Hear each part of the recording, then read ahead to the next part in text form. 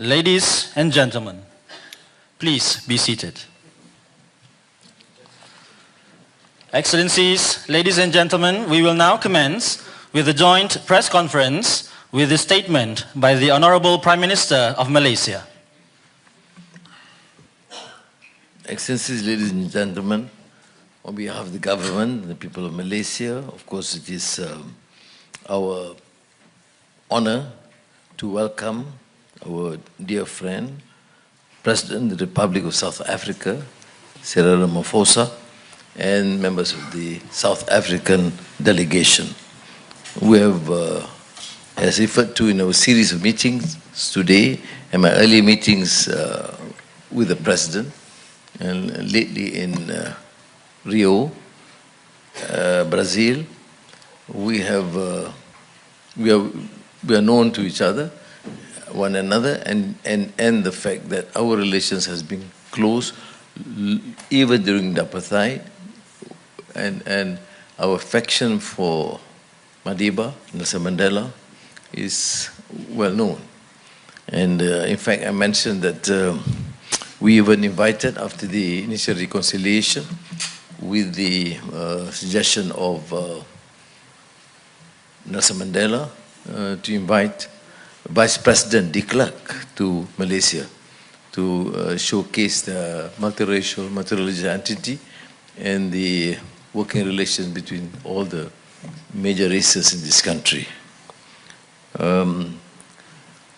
I was also fortunate that soon after I was released from prison in 2004, Nelson Mandela invited me and the family to spend some time with him in Joburg. Before then, I proceeded to Cape Town. So you see, the relationship is not only diplomatic or G2G, but also a very personal and emotional journey in advancing a cause for human dignity, freedom, and justice.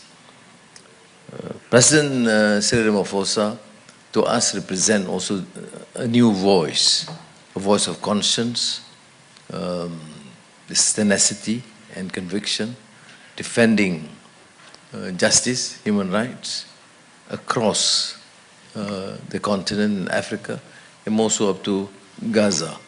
They are a very prominent player in the Hague Initiative at the ICC, and of course on behalf of Malaysian generally, I must also express my profound gratitude for this courage to defend what is right, because historical antecedents is one.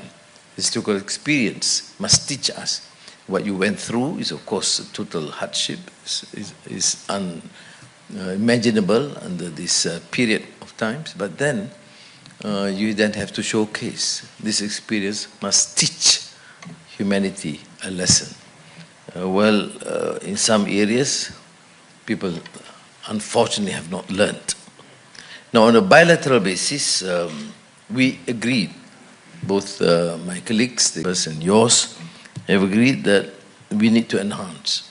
The Malaysian strategy is to expand new trading partners whilst continuing with existing conventional arrangements.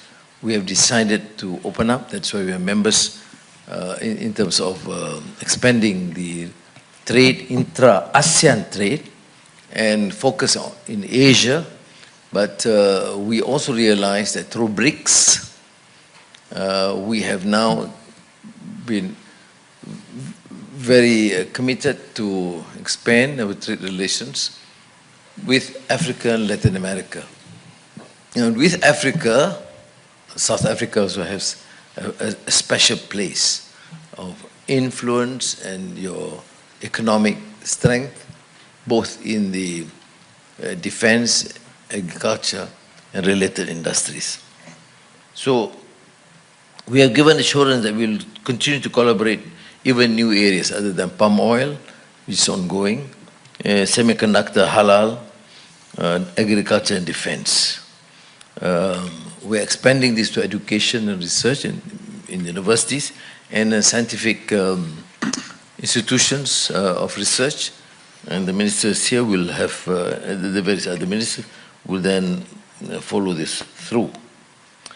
Now, again, congratulations, President Ramaphosa, for being given this honor, honorary doctorate in international relations by the University of Malaya. And this is second after Nelson Mandela in 1990. So you can see this strength, the son of South Africa, being honored by Malaysians generally. So thank you again for being here. Thank you. Thank you, Honorable Prime Minister. May I now invite His Excellency, the President of the Republic of South Africa, to deliver his statement. Okay. Well, Honorable Prime Minister, and my good friend Anwar Ibrahim, distinguished guests, ministers who are here present, I wish to thank you, Prime Minister Anwar, for the invitation you have extended to us as South Africans, and for the very warm welcome that we witnessed as we were coming in. We have hardly been able to see such a warm welcome, which was displayed not only by your ministers and key officials, but by young people at school and at universities. So that truly warmed our hearts.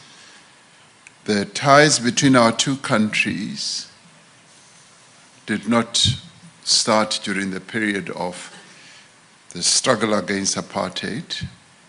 It started more than 300 years ago. So there's a lot of history between our two countries. Our nations are bound together by ancestry and a shared resistance to the atrocities of slavery and colonialism. One of my former ministers, who is now writing a book about his own family, traces his history, his family history to Malaysia, and how his forebears were taken to South Africa as slaves, and he has been able to trace it in great detail, which in many ways speaks to the bonds between our two countries. So when we come to Malaysia, it's like coming home. Much as there are memories of sadness, but it is like coming home. And we'd like to thank you for inviting us to come. As the people of South Africa, we will forever remain grateful to the people and the government of Malaysia for your support in our struggle for freedom, but also in the formative years of our democracy. So this meeting today constitutes an important step towards what I would call revitalizing and strengthening our relations.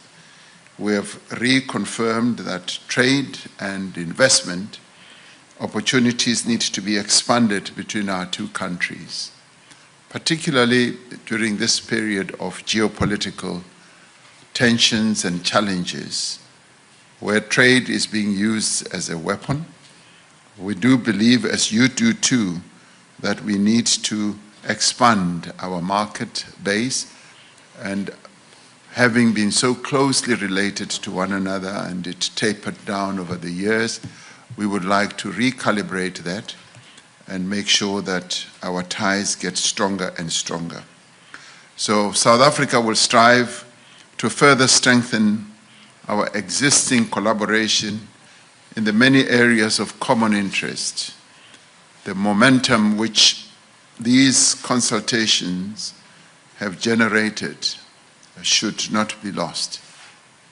Beyond yourself and myself, I'm pleased to know that our ministers and our officials have started the collaboration process and will extend it even beyond this visit. We agree that regular meetings of this nature will keep us focused as we strive to reach the full potential of our cooperation while at the same time strengthening the bonds of solidarity that bind us together. So South Africa attaches great importance to its relations with Malaysia. It is my hope that we will continue to strengthen our friendship and our cooperation as two nations with the various exchanges that we should have. It would be most fitting that we rekindle also our people-to-people relations, especially in education, as you talk about exchanges between our universities, at research level, at student exchange level, and we should also broaden the exchanges at the cultural level and also at the sport level. And of course, you know what a great sporting country we are. We win world championships, not that we're here to boast, but that's the reality. A number of foreign policy issues were also touched upon, as you have also touched on, and these include the situation in the Middle East and particularly Palestine. We are deeply grateful for the support that you have given to South Africa, as South Africa demonstrated its support for the people of Palestine. As you correctly said during our bilateral meeting, our support for Palestine was not just a fanciful act. It is born out of our own experience during our consultation or meet bilateral. You did mention that the concept of apartheid is also what we see being practiced in that part of the world. And it is this that has motivated South Africa to raise our complaint to the International Court of Justice, a move that you have supported us in, much as it has been risky and fraught with a lot of opposition. But we thank you for acknowledging that it was a courageous move on our part, and we will continue to seek justice for the people of Palestine, like the world sought to see justice for us as South Africans when they also went to the United Nations to declare apartheid a crime against humanity. And we, seeing the genocide that is unfolding in Gaza, saw fit that we should act in the same way that the world acted when they opposed apartheid. And we count you as one of those countries that joined in the opposition against apartheid and also against what is happening in Gaza. We together engage in a number of multilateral forums where at a diplomatic level we work together, and we obviously want to deepen that. And our pull-aside meeting in Brazil led to this rekindling of relationship between South Africa and Malaysia. And we agreed that we need to strengthen our relations as we strengthen the South-South relations at a global level. And we also discussed how South Africa, as being part of the AU and SADC, can be closely linked to ASEAN. And in this regard, I would like to thank you for inviting South Africa to participate in the ASEAN Summit, which we are grateful for. And we are really pleased that in the spirit of friendship and cooperation between our two nations, you have agreed to honor us with your presence at the G20 Summit, which takes place next month in Johannesburg in South Africa. And we await to welcome you there together with the business delegation that you are going to bring, which will help to solidify our relations at a trade and investment level. And our ministers are going to be fully engaged in crafting memoranda of understanding in a number of areas, in defense, in trade and industry, in agriculture, in areas such as halal foods and so forth. So we need to upgrade the trade between our two countries. Where we are trading now, the level is just too low. We need to upgrade it to a much higher level. And Prime Minister, in extending the friendship and cooperation between us, I wish to extend to you an invitation to visit South Africa at a state-level visit in 2026. So your visit to South Africa now for the G20 is just the warming up process. So I want you to come in a full-blown visit to South Africa, and we will be honored to welcome you to the most beautiful country in the world, South Africa. But having come to Malaysia for the first time, I now see that South Africa has competition. Malaysia is also beautiful. So you join the ranks of the most beautiful countries in the world. So thank you for welcoming me to Malaysia.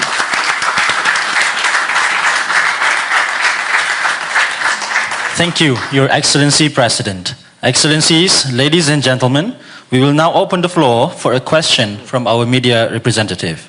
In the interest of time, we will allow only one question to be answered by both leaders. Good. May we have the first question from the floor? Yeah, one question. One question. Yeah.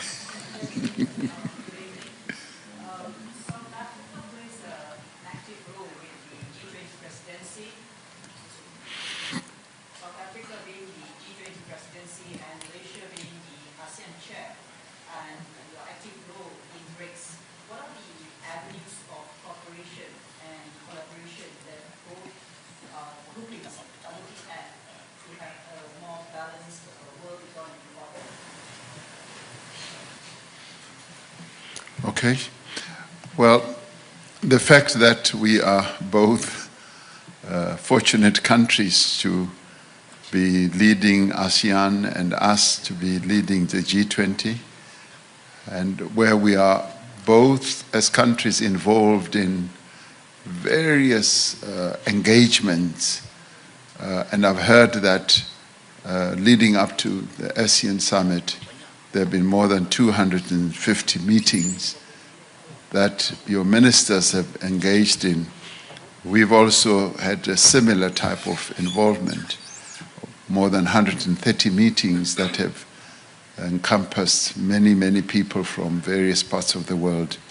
And during those engagements, we have noticed that we are able to extend cooperation across many countries in a number of areas, be it on policy matters, social policy, issues like climate change, issues like, in our case, dealing with national debt issues, national issues like how climate change challenges can be funded and how the cost of capital can be brought down. So all those areas that there's been collaboration in, South Africa has been given leadership. And similarly, I think Malaysia has also been giving leadership in those areas. And most of what we've been focused on is to improve the lives of our people, but to also extend trade and investment.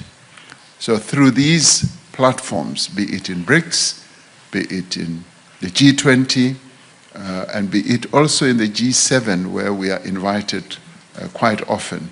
And even at the UN level, we want to create a better world at the social level, at the economic level, for the peoples of various countries to lead a better life.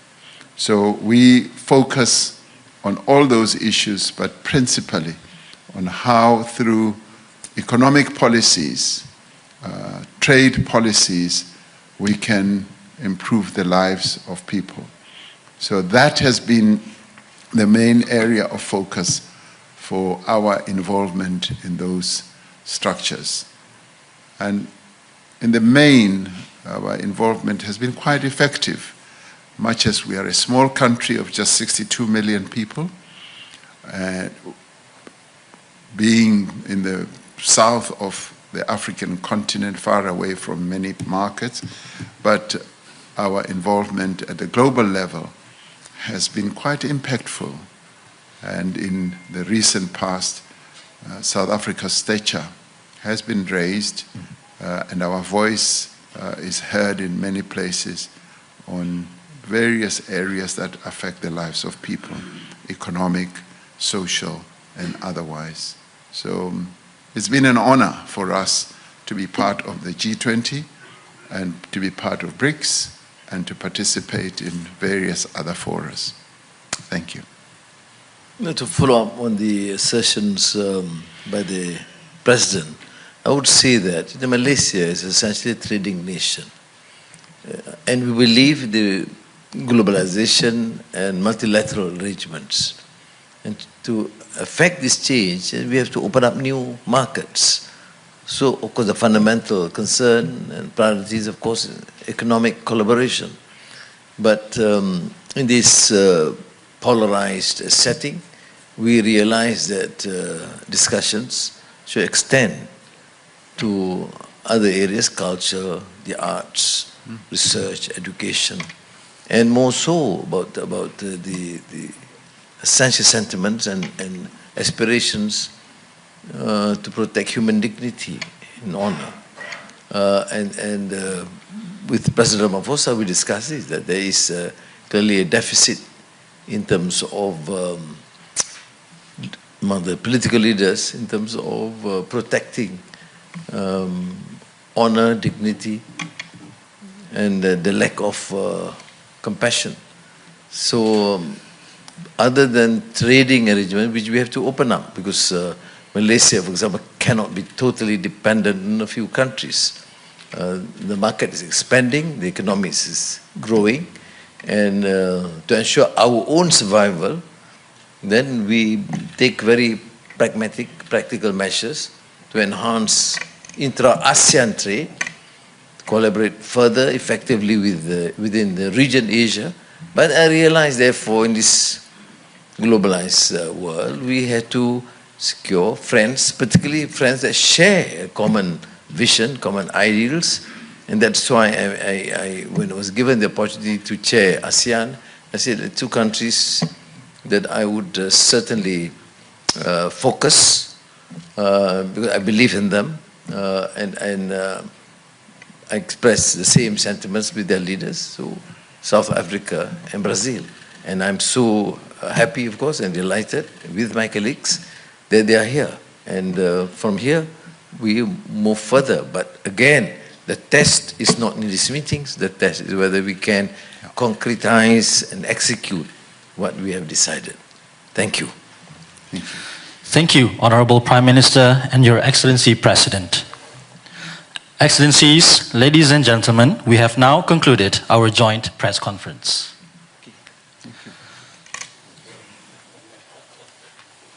Announcing the departure of His Excellency the President of the Republic of South Africa and the Honorable Prime Minister of Malaysia from the hall.